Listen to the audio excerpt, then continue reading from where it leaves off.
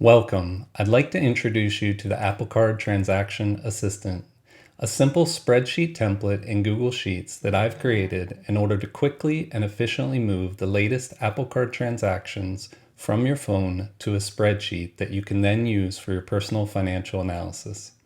Normally, you would have to wait until month's end to be able to export a CSV file of your transactions in order to get them into a spreadsheet. Alternatively, you would have to manually type the transactions, risking data entry errors and possible duplications. This template, along with a series of pre-processing steps, will allow you to simply capture even today's transactions and/or pending transactions. So thank you for joining me, and let's get started.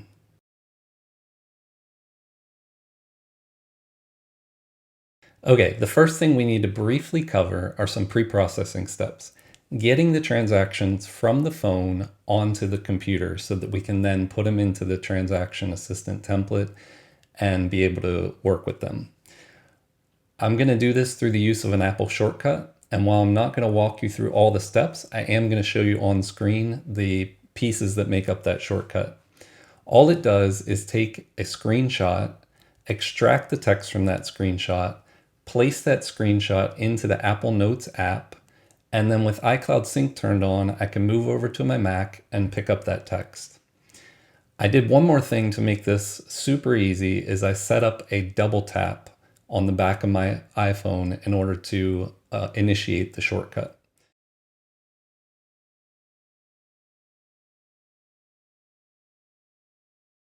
So in essence, all I do is I go to my Apple Wallet, to my latest Apple Card transactions, scroll down to show them on the screen, double tap the back of my phone, and the rest is completely automated. I go over to my Mac and pick up the text that was extracted that represents those transactions. We're going to put that into the Apple Card Transaction Assistant, and it's going to do the rest of the work. So with that step completed, let's move on and look at a demo of the Apple Card Transaction Assistant. Okay, now that you have all the transactions on your computer, we're going to put the template to work. I'm going to give a brief demo. It consists of 3 simple steps: pasting the transactions, reviewing the transactions, logging the transactions. Paste, review, log. We're going to walk through that in a brief demo, and then in a later part of the video, I'll go into a little more detail on those things which I haven't covered. So first thing I'm going to do is paste. There is a series of formulas or an algorithm that automatically parses and codes each of those transactions and puts them into a staging area ready for the review step. Here we can see an example where not everything aligns perfectly. In most cases, hopefully you won't have to do any processing or any corrections. But in some cases, the OCR is going to pick up things erroneously that we didn't intend for it to pick up, and there will be some minor corrections needed. I chose to show an example here where that's the case, and we start with the fact that the Dunkin' logo has the word Dunkin' in it, so therefore the OCR picked up Dunkin' twice for the same transaction. So we're going to simply override and X out one of those 2 Dunkins. And then there's also a transaction amount of $123 that I know is not valid. I'm going to X that out as well. And now all my parsing is complete in the staging area. Everything's nicely aligned, and I can review the transactions. To do the review step, I'm going to use the assistance of the compare pane. The compare pane automatically pulls in all the transactions based on the range of dates that I've pasted transactions for. It shows me the most recent transaction. Here, it's March 7th. Therefore, I know most likely anything after that date has not yet been logged. And that's what we see here. Therefore, the top 6 transactions here show as most likely not existing and needing to be logged. Again, I'm going to go into more detail about how you can make some adjustments here, but let's take the assumption that those top 6 need logged. We're going to select them and then move on to step number 3, which is logging the transactions. You have 2 options for logging the transactions: logging by CSV, which creates a CSV format, which is identical to the format that you would get when you export a CSV file from the Apple Card wallet. Or you can do, my preference is to log by copy paste, and that's because I have a transaction sheet that's set up in this format. I basically can see that I need to add 6 rows and then simply copy paste the transactions. This transaction assistant is set up based on a prerequisite that you have a transaction sheet with certain fields. Again, I'm going to go into that in more detail. I've set up the copy paste so that it will automatically detect those fields and you won't have to fuss too much with setting up the headers. That's basically it. I find that after I got working with this, I can review and add my transactions in about 2 minutes, 2 to 5 minutes per week. It may take a little bit of a learning curve, a little bit of a setup to understand, but it should significantly reduce the errors and the amount of time spent if you would like to move those transactions into your spreadsheet. That's a brief walkthrough. In a moment, I'm going to move on to the next part, which is a detailed walkthrough of some of the finer details that we haven't discussed.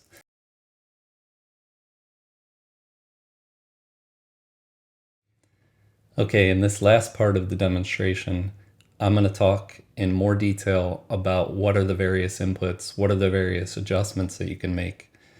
So anything that's in this light blue color can be considered as an input. Some things are input one time in the very beginning, the very first time you set this up, and you should never have to touch them again. Some things are inputs that you'll adjust with each use.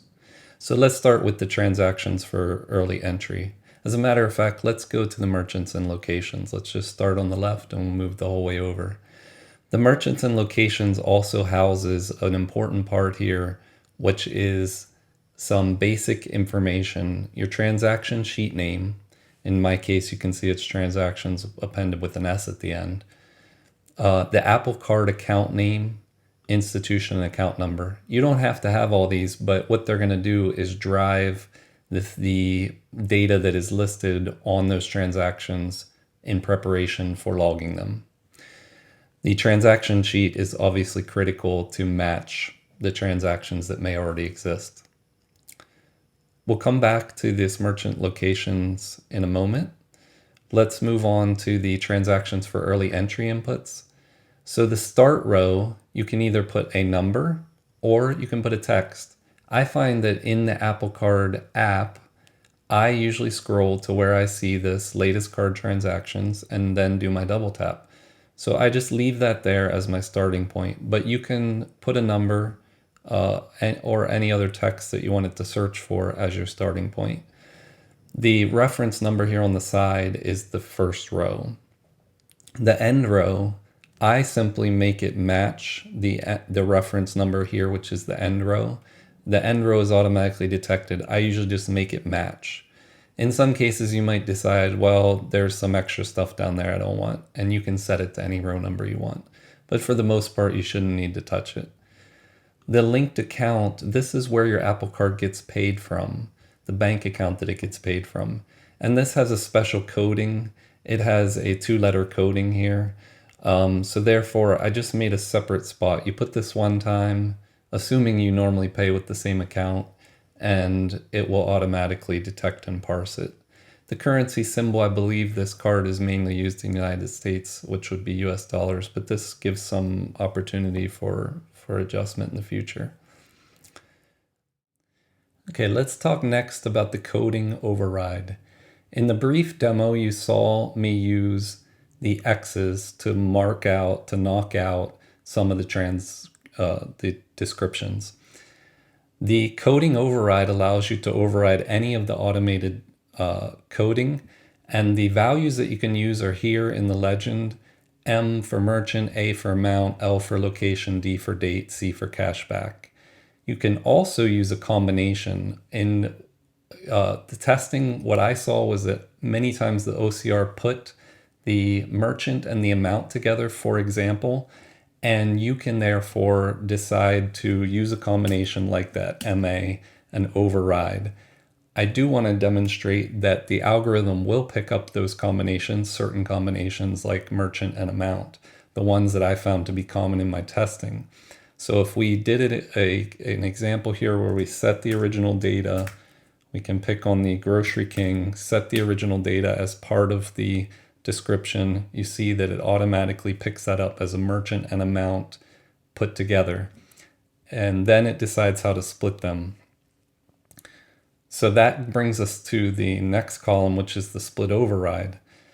The splitting of a multi-character coding is by the last space by default.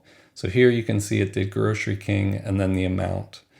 If for whatever reason you needed to split something with a multi-code designation at a different place, you can then count. So for instance, in Grocery King, you have the first space and the second space. If you want to split it at the first one, you put a 1 here and you see that it gets split that way. Second space is a 2, but you don't need that here because the default is also that second space. If you had multiple words, you might have other numbers. That's basically how the split override works. I don't really expect it to be used much, but I left it there in case it's needed. So let's undo that and we can move on now to the staging area. What are the inputs in the staging area? So the staging area, what you have to keep in mind is that Apple, for their dates, will often put descriptors. These are descriptions like 1 hour ago, 12 hours ago, yesterday, Wednesday, Tuesday. They're relative to when you're looking at it. So I put this field called OCR capture date override that is basically used in case you do not process your transactions immediately after you take the screenshot, after you capture the OCR.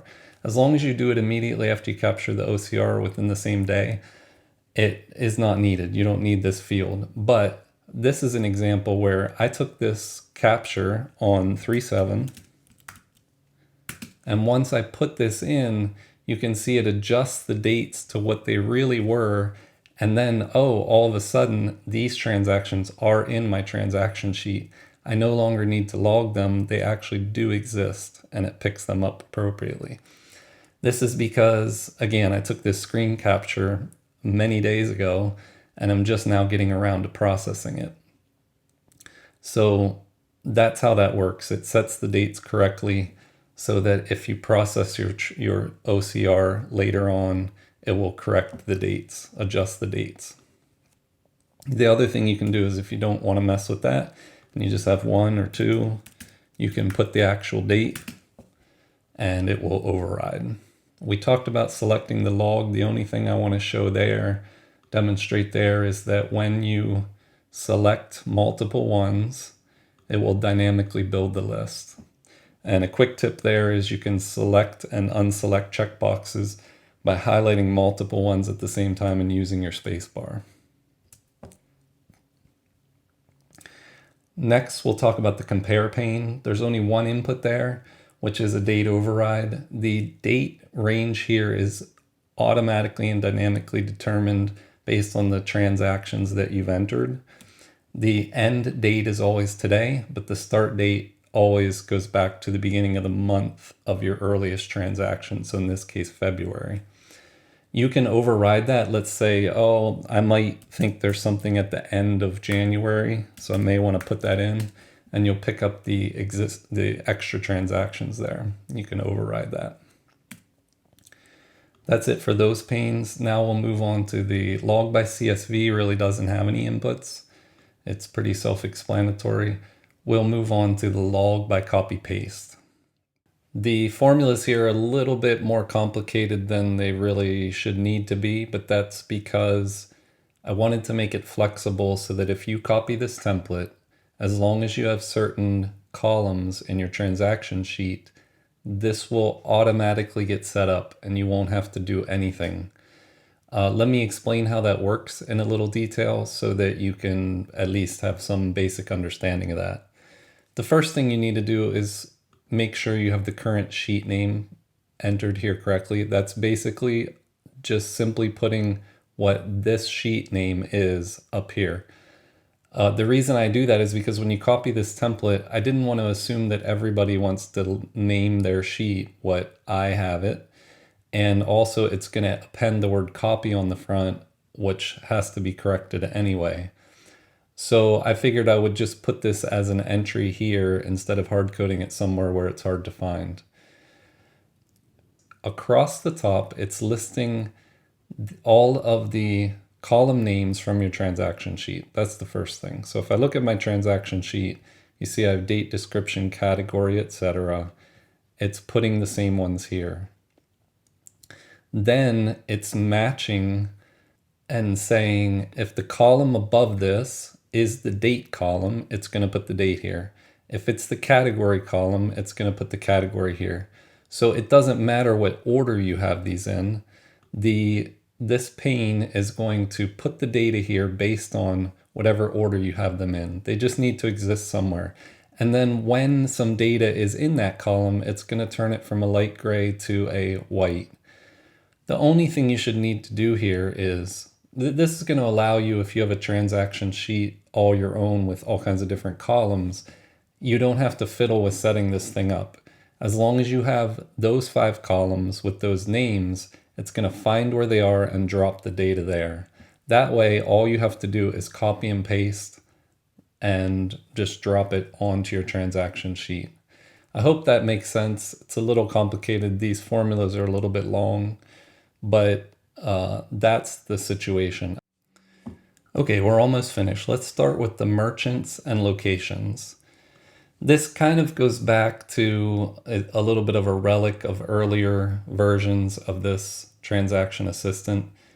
I used to enter a merchant name here in order to allow the algorithm to precisely know that's definitely a merchant and pick it up immediately. But the algorithm got improved over time, and it really does pick up most merchants without issue. I did leave 3 spots here to enter in case it's really causing a problem and you just have a very unique name or something that needs to be definitely identified as a merchant. If you put it here, it's going to code it as a merchant.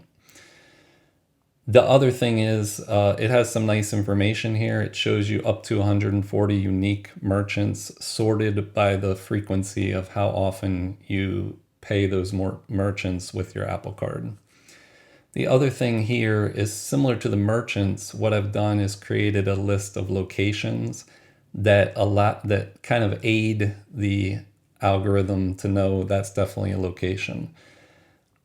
It's not essential. The locations that have a 2-letter US state abbreviation get picked up very easily. They don't necessarily need to be here, but what I've found is when it's a multiple coding, like a merchant amount or merchant location together, location amount or location merchant together, anything that has the location, this allows me to parse it, allows the algorithm to parse it much more efficiently and accurately.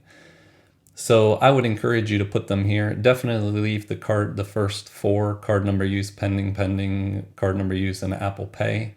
But the others you can add if you're shopping in the same town very frequently where you live or the city. A lot of those are going to be the same anyway. So hopefully you have a kind of a short list that you just set up in the first couple times that you use it. What'll happen is these red ones will give you an indication if the location is not in the list. So we can take one out, for instance, Springfield, Arizona will turn red here, and you'll say, okay, I'll copy that over to the list, then it's there for the next time. The pending ones, obviously, you could ignore. You see I do have the actual cities for those 2, and then the Bank of the World one is here, can also be ignored. So that's the way the merchants and locations work. Okay, lastly, let's talk about reconciling monthly statements.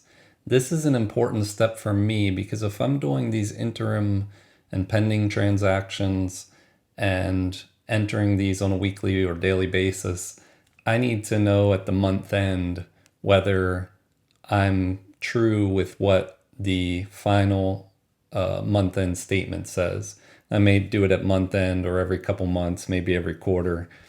What I like to do is download the CSV ending statements from Apple and reconcile them against my transaction sheet. And I do that with this reconcile monthly statements section. And so I've already entered some transactions here that would represent CSV file transactions from Apple. One thing they do is they reverse the signs on these things compared to what they do to what you would have in your transaction sheet and so forth. So that's one thing to keep an eye out for, but I've already handled that in the sheet. I start with a note. It's just a note to myself. When did I stop reconciling? You could use it for whatever you want. And then these columns, CP through CW, should be a copy paste directly from the CSV file from Apple. If it changes in the future, I can make a modification here, or you can update it. But these are the columns where you would straight in paste the transactions that you got from your monthly CSV statements. You can do more than one. You see I have a bunch here. You could leave them there and just build them for the year. I do like to keep my templates to a minimal number of rows. So this one only has, I think, 150, but you can extend it if you need to. So what I've done is I've pasted those CSV file transactions, and then I have a column called select to reconcile. So if I check mark one off, let's see, first I have nothing, okay? And on the right side, it's gonna try to do the matching based on the existing transactions. And there's gonna be dates determined by what I select. So if I select this one with a date of 3/7, it's gonna do the month of March. And so I can select all of these, and you can see immediately it's done matching, and it shows me that all of them exist and match based on the date and the amount, except for this one. So what I can do is look and say, okay, I can go over to my transaction sheet, and this could be enhanced. I could make hyperlinks to each and every transaction. I tried to keep it simple. So for now, it's just a manual. Go over and look for this Ollie's on 2/18 in the amount of $79.90. I come over here. I look for Ollie's. Oh, it's 2/17 was when the date was. So if I come back, I can see, okay, and I also see it over here. I actually didn't need to go back because it lists them all out here. So I see 2/17 for $79.90. That means that there's a slight discrepancy on the date. Once I change it, then it matches up. Okay, and then there's only one on this side, which shows me that there is a transaction that exists in the transaction sheet that's not in my monthly statement. So I could go investigate that if I need to. That's basically it. You can, again, use your spacebar shortcut, highlight a bunch of checkboxes and use the spacebar to check and uncheck. And that's it. So wow, we've covered a lot of territory. We've talked about how to get the transactions off your phone onto your computer, paste them to the template, review them, log them, and reconcile them if you desire at the month end. I hope you've enjoyed it. I've enjoyed making it. I hope it piques your interest. I'm sure you're thinking, how can I get my hands on a copy? I'm going to leave a link in the description to my website at sheetstopia.com. That link will take you to a blog article where you can sign up for my email list. And as a thank you, I will send you your very own copy. When you receive that, there will be some more instruction, how you can get started, and you can go to town with it. Let me know if you have any questions or comments. Keep in mind, there are no scripts. It's all just formulas. So it's not perfect. There will be a little bit of a learning curve, but I hope that you find it to be of interest. So thank you once again. Take care, and I'll see you next time with another sheet.